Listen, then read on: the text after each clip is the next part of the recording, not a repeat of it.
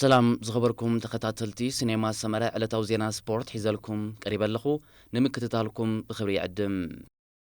ኤርትራዊ ተቃዳማይ ኣባል ሞቪስታር ናትናኤል ተስፋጽዮን ሶኒ 19 ግንቦት ኣብ ትሎም ዓመት ንኻልኣይ ግዚኡ ኣብ ፈረንሳ ዝተኻየደ ክላሲክ ዳንከርክ ተሳቲፉ ኣብዛ ተቃዳምቲ 202.7 ኪሎ ሜትር ዝሸፈኑላ ናይ ሓደ መዓልቲ ውድድር ኣሜሪካዊ ኣባል ኔት ካምፓኒ ኢኒዮስ ኣርተም ሽሚድ ንውድድሩ ብ5 ሰዓትን 50 ካሊትን ብምዛም ቀዳማይ ኮይኑ ተዓዊቱ ብ4 ካሊታት ድሕሮም ኣባል ዴኬታሎን ፈረንሳዊ ፔረ ጋውታራትን ኣባል ሬድቡል ቦራ ቤልጅማዊ ጆርዲ ሚዩስን ድማ ካልኣይን ሳልሳይን ተረታሒዞም ኣብዛ ውድድር ኣባል ሞቪስታር ናትናኤል ተስፋጽዮን ብ2 ደቂቕን 16 ካሊትን ድሒሩ መበል 77 ተረታሒዙ ናትናኤል ካብ ፈረንሳ ከይወፀ ጽባሕ ረቡዕ 20 ግንቦት ንመበል 70 ግዚኡ ኣብ ዝካየድ ኳትረ ጆሩስ ዴ ዳንከርክ ክሳተፍ እዩ تمالو سوني أبعرفت زوعلة جرودي إيطاليا سولوس 19 جنبوت بعسراي مدرخ قتسيلو أبزع عسريت مدرخ تقادمتي 4 كيلومتر زرحقتو ناي ولك ناي زيور درما كايدوم أبزع أبالات نيت كامباني إنيوس زرم قولا وردر فيليبو غانا أبساعات 54 كيلومتر نارغتس نوردرو ب45 دقيقة 53 كاليتن بمزام قدام يكون تعويتو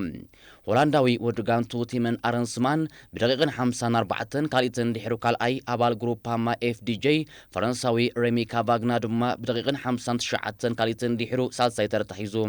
መራሒ ናይ ዝውድድር ፖርቱጋላዊ ኣባል ባሕሬን ቪክቶሪያስ ኣልፎንሶ ኡላሊዮ ብ4 ደቂቕን 57 ካሊትን ድሕሩ መበል 41 ተረታሒዙ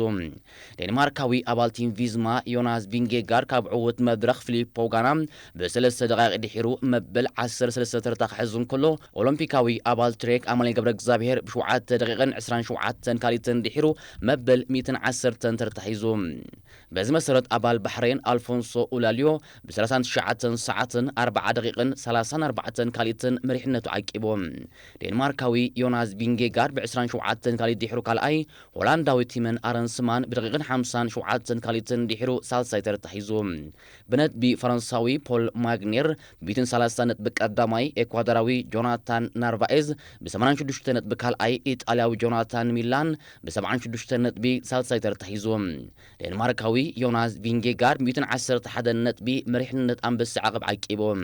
اسبانياوي بافلو سيفيا ب60 نطبي ختصلو بغزي نيجرو بمريحنتو زقلصو زولو ألفونسو أولاليو مريحنة بلوس منسي عقبو تسيو أبال بورا إيطالياوي جوليو بيليزاري بلعل 3 دقائق دحرو يختصلو جرو دي إيطاليا ربع 10 جنبوت مبل 11 مدرخ كقصليو أبزا مدرخ دما تقادمتي ب 95 كيلومتر زرحقتا وردر كايديوم أبز حلفو حرات عمتات نكم تادي بوغاشا بريموز روغليش ماتيج مهوريشن زعمصلو بلوصات قادمتي نعلم زبركة سلوفينيا عمزامناي زعمت أب تاريخ أب عدة تنقدو تزعبي وردر شامبيون إيروبا كتنقديام شامبيون إيروبا كابسلس خصاب شو عدة تكمتي أب سكتة ما سلوفينيا لوبليجانا ككاديوم عبيت تقادمتي أب نيتسرقيا وردر بين 99 كيلومتر زرحقتو وردر ككايديوم أب تنيتسرقيا وردر تقريب زولو موازر بوتا نتادي بوغاشا بزطعم تداليلو كبلو استفضالي وقنات وقساتاتهم كسمعو جميرهم اللوم زحلف عمت أوشت السومون زوري شامبيون إيروبان على من زدف بوغاشا لو مع عمتون ناس تاريخ دقم كم زغل يأمات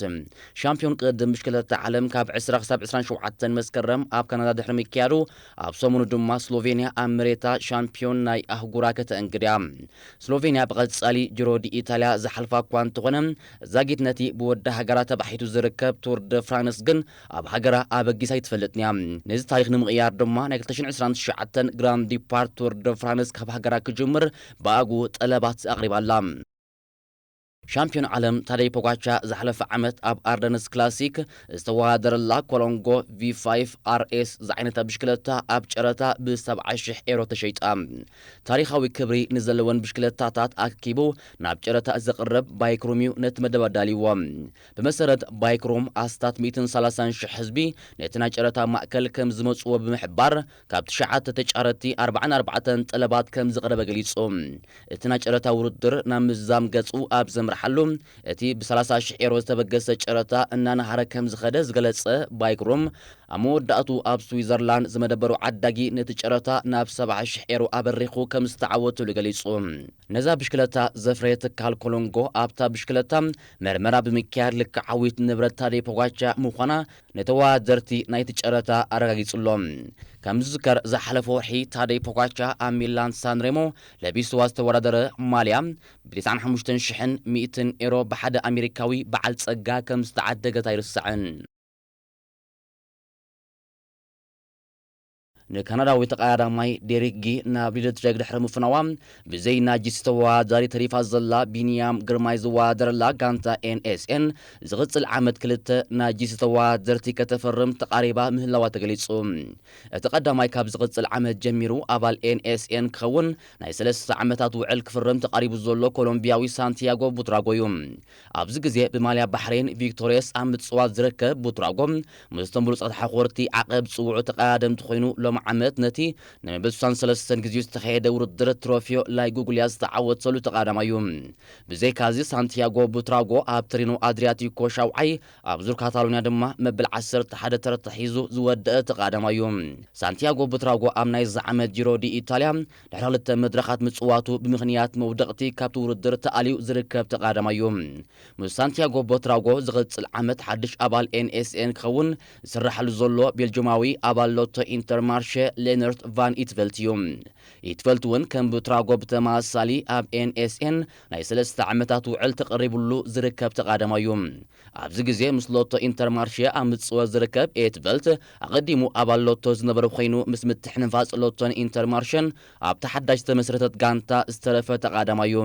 ኣብ ዝሓለፉ ዓመታት ዝተፈላለዩ ናይ ማህረምቲ ታሪኻት ዘለዎ እዚ ቤልጅማዊ ምዛ ንራብዓይ ዓመቱ ዝሳተፈላ ዘሎ ጋንታ ኣብ ዙር ዩናይትድ ኣረብያን ኤሚሬትስን ግሪ ዙር ጋንግፅን ናይ መድረኽ ዓወት ዝተጓናጸፈ ተቃዳማዩ ናይ 2028 ቱር ደ ፍራንስ ኣብ ውሽጢ ፈረንሳ ካብ ከተማ ረሚስ ክፍልም ምዃኑ ኣካየድቲ ናይቲ ውድድር ሓቢሮም ዝቕጽሉ ክልተ ውድድራት ቱር ደ ፍራንስ ካብቲ ሃገር ወጻኢ ድሕሪ ምክያዶም እዩ ኣብ 2028 ዳግማይ ካብ ፈረንሳ ክብገስ ናይዚ ዓመት ቱር ደ ፍራንስ ከተማ ባርሴሎና ናይ ዝመጽእ ዓመት ድማ ኤድንበርግ ከበግሶ ምዃኑ ዝፍለጥ እዩ ድሕርታ ናይ 2025 ቱር ደ ፍራንስ ዘበገሰት ከተማ ኒስ ንዙር ፈረንሳ ተበግስ ከተማ ኒስ ኣብ 2022 ንሳልሳይ መድረኽ ዙር ፈረንሳ ደቂ ኣንስትዮ ዘእንግደ ኮይኑ ንመወዳእታ ግዜ ናይ ደቂ ተባዕትዮ ተወዳደርቲ ኣብ ከተማ ዝተቐበለትሉ ኣብ 2019 እዩ ከተማ ረሚስ ኣብ 2019 ካብታ ከተማ ራብዓይ መድረኽ ዘበገሰ ኮይኑ ነታ ውድድር ድማ ኢጣልያዊ ኢልያ ቪቪያኒ ተዓዊትላ ከም ዝነበረ ኣይርስዕን ከተማ ረሚስ ኣብ 21 ክፍለ ዘመን ብሉጻት ስፕሪንተራት ዝተዓወቱላ ከተማ ቅድሚ ሕጂ ኣንድሬ ግሪፕል ኣሌክሳንድሮ ፒታኪን ሮቤ ማኮይንን ተዓዊቶምላ ኣብ 2028 ኣብ ሕቡራት መንግስታት ኣሜሪካ ዝካየድ ውድድራት ኦሎምፒክ 14 ሓምለ ዝፍልም ብምዃኑ ቱር ደ ፍራንስ 24 ሰነዩ ክፍልም ሪያል ማድሪድ ኣብ ምፍራም ስጳኛዊ ኣከፋፋሊ ማንቸስተር ሲቲ ሮድሪ ተስፋ ከም ዘይቆረጸት ኤል ላርጉሮ ዝተባህለት ማዕከን ዜና ጋዊሓ ሪያል ማድሪድ ንመስርሕ ዕድጊ ሮድሪ ክትጅምሮም ፍቓድቲ ኣብ ዝቕጽሉ መዓልትታት ዝጽምበራ ሓድሽ ዓላምያ ሆዜ ሞሪኖ ትጽበ ምህላዋ ተገሊጹ ፔፕ ጓርዲዮላ ካብ ማንቸስተር ሲቲ ክወጽእ ምዃኑ በቲ ሓደ በቲ ካልእ ሸነኽ ድማ ሮድሪ ብማልያ ማድሪድ ናይ ምጽዋት ዘለዎ ክቱር ባህጊ መስርሕ ዕድጉ ብዝቐልጠፈ ግዜ ተፈጻሚ ክኾነላ እምነት ሎስ ብላንኮስ እዩ ኢጣልያዊ ኣሰልጣኒ አልሂላል ሲሞነ ኢንዛጊ ድሕሪ ምዛም ናይ ዝዓመተ ስፖርት ካብታ ስዑዳዊት ጋንታ ክወጽእ ምዃኑ ቱቶ ሞርካቶ ሓቢራ እዚ ኢጣልያዊ ዝሓለፈ ዓመት እዩ ንኢንተር ሚላን ሓዲጉ 26 ሚልዮን ዩሮ ኣታዊ ብዝረኽበሉ ውዕል ክልተ ዓመታት ናብ ስዑድ ዓረብ ኣምሪሑ ኢንዛጊ ካብ አልሂላል ዝወጸሉ ዘሎ ምኽንያታት እታ ክለብ ኣብ ዕርጊ ተጻወቲ ድኽመት ብምርኣያን ኣብታ ጋንታ ናይ ዋንነት ለውጢ ኣጋጢሙ ብምህላው እዩ እቲ ኢጣልያዊ ካብታ ጋንታ ክፋኖ ክትብል ቱቶ ሞርካቶ ኣብ ጽሑፋ ገሊጻ አርሰናል ንሊቨርፑል በሊጻ ንዕድጊ ፈረንሳዊ ናይ ክንፊ ኣጥቃዓይ ፒኤስጂ ብራድሊ ባርኮላ ተቕልሶ ምህላዋ ተገሊጹ ኣብ ናይ ክንፊ መስመራታን ዝተረኣየ ድኻማት ብሓድሽ ሓይሊ ንምትካም ኣብ እተኣትወሉ ዕድጊ ኣርሰናል ብራድሊ ባርኮላ ሓደ ካብቶም ብቴክኒካል ዳይሬክተር ጋንታ ኣንድሬ ቤርታ ቆላሕታ ዝወደቀ እዩ ብኻልእ ወገን ዝመጽእ ዓመት መስመር መጥቃዕታ ይሕዲሳ ናይ ምምጻእ መደብ ሓንጻ ዘላ ፒኤጂ ካብ ብራድሊ ባርኮላ ክሳብ 80 ሚልዮን ፓውንድ ኣታዊ ንምግባር ንሕቶ ድሌት ክለባት ጽበ ምህላዋ ምስታ ጋንታ ቅርበት ዘለዎም ወገናት ይረድኡ ኣብ ዝነበሩ ውድድር ዓመት 29 ናይ ሊግ ግጥማት ዘካየደ ባርኮላ 11 ሸቶ ከመዝግብ እንከሎ ክልተ ድማ ናይ ሸቶ ቀረባት ገይሮም አይቮሪያዊ ናይ ክንፊ ኣጥቃዓይ አርቢ ሌፕዚግ ያን ዲያሞንድ ኣብዛ ዓመት ድሕሪ ዘርኣዮ ድንቂ ብቕዓት ብሉጽ መንእሰይ ተጻዋታይ ቡንደስሊጋ ብምዃን ተሸሊሞም ኣብዚ ግዜ ሓደ ካብ ተባሃግቲ ናይ ክንፊ ኣጥቃዕቲ ኮይኑ ዝርከብ ዲያሞንድ ነዚ ሽልማት ክዓትር ዝበቕዐ ንመዋድር ተጻዋታይ ሃምቡርግ ሉካ ቪስኮቪችን ተጻዋታይ ባየር ሌቨርኩሰን ኢብራሂም ማዛን በሊጽ እዩ ኣብ 33 ግጥማት ክለቡ ናይ ዝዓመት ዝተሰለፈ ዲያሞንድ 12 ሸቶ ከመዝግብ እንከሎ 8 ድማ ናይ ሸቶ ቀረባት ገይሮም ማርከዝ ዝኸበርኩም ተኸታተልቲ ሲኔማ ሰመረ ነሎም ትሕዝቶይ ኣብዚ ዛዚመለኹ ብምክትታልኩም ኣዝየ መስግን ሰላም